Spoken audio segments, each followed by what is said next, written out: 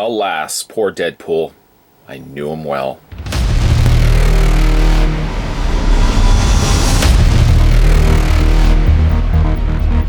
A new release from the folks over at Monogram International. We're going to be having a look at the Deadpool head bank.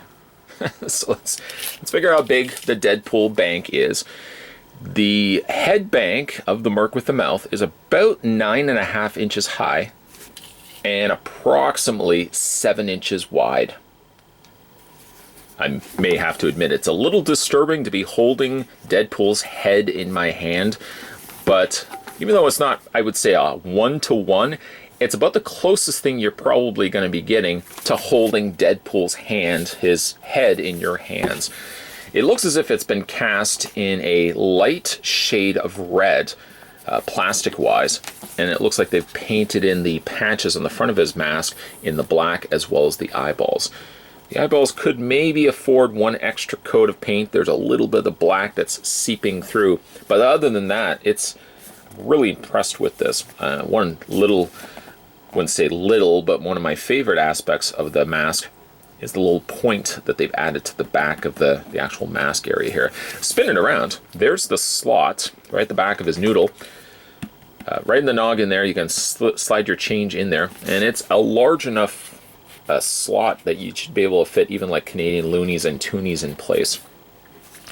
The change compartment, just want to remove the label on the underside here.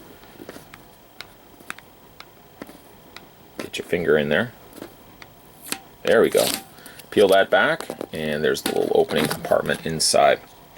I've shown this with a couple of times already looking at the Monogram pieces. I'll try to do this also with Deadpool. Just want to show you how big that space is. Now, it's hollow from the opening here to the very top interior of his head, like the very top area of his head. There's no other filled in areas. I suppose maybe around the eyes and the nose, but other than that, it's completely vacant and open, just suitable for any new change to be moving into the neighborhood. And on here you've got the Marvel Heroes Deadpool PX head bank, and then the stock SKU number there as well. Of course, you could imagine it's a relatively light piece by the nature of the material that they've used for it. As you progressively fill it, of course, it's going to get a little bit heavier. I can only imagine how much change this would actually fit. Imagining, if you will. I mean, I could ballpark an idea, but I would be absolutely wrong. I'm generally pretty wrong when it comes to the guessing quantities. You know, if there's the jar of jelly beans, I'm the guy that's way off. Like, not even close, but considerably off from what the actual number is. Some of the additional details that I like about the statue is that they've added even like, there I go saying statue. I mean, really, it's as close proximity as you could get to a bust statue of Deadpool. And just the fact that the virtue of being able to fill it with stuff as well is even more the plus. But the benefit of the statue itself, of course, you fill it and it looks really good. Some cool details here. The actual chin, the cheek area, the eyebrow area there has also been sculpted. All the little creases around the eyelids, the creases around the furrowed brow of Deadpool also captured. They've even got the wrinkles where the chin and the indication of an ear has also been sculpted in there as well. The only other colors other than the black, the white, and of course the red, is you get the little bit of silver around the neck area here.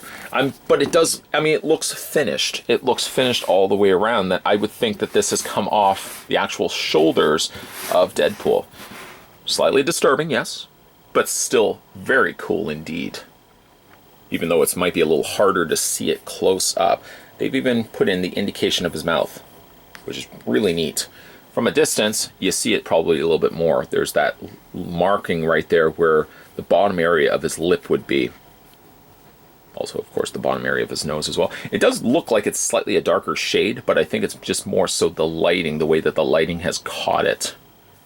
In fact, the only real bit of shading I see is like right around this area here, right underneath where the chin connects its way to the neck. It does seem like it's slightly a darker shade. It could really just be my eyes playing tricks on me, but it does seem like it's a little bit darker than the rest of the red in the mask here. I love this bank. In fact, I might say that this is my favorite bank that Monogram has released. Maybe a little bit of a soft spot for Deadpool, which could maybe give me a more biased opinion about it, but I think it works really well. It's almost as if somebody had just taken a katana blade, sliced off his head, hollowed him out like a jack-o'-lantern, and put a slot on the back of his head for spare change. Oh, that kind of went morbid all of a sudden. But you get my point. It's a nice looking replica of Deadpool's head as a bust. It looks great as a showpiece, and equally so, it works just as well as a bank, which a lot of times if I'm looking at things like this, I seem to forget sometimes these things are also banks. I can only imagine how much change you'd be able to put into Deadpool's noggin here, but it probably would be a lot. So I would maybe say you may not want to put this on a light supporting shelf, because the more change you're going to add to this, of course, the heavier this bust statue bank is going to get. The Deadpool head bust bank, I guess it's just more of a head bank from the folks over at Monogram, should now be available in comic book stores and some retail stores if you're interested in picking this up for yourself.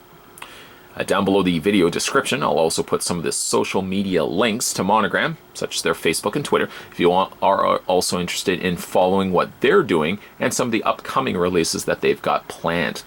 Speaking of following, you can also follow this guy, this gent, of course on YouTube by hitting that little subscribe button down below, on Twitter, on Facebook, and you can also, if you also want to support this channel through Patreon, all those links will be down below.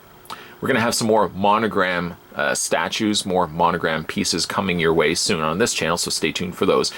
And as always, thanks for watching. I'll see you guys next time.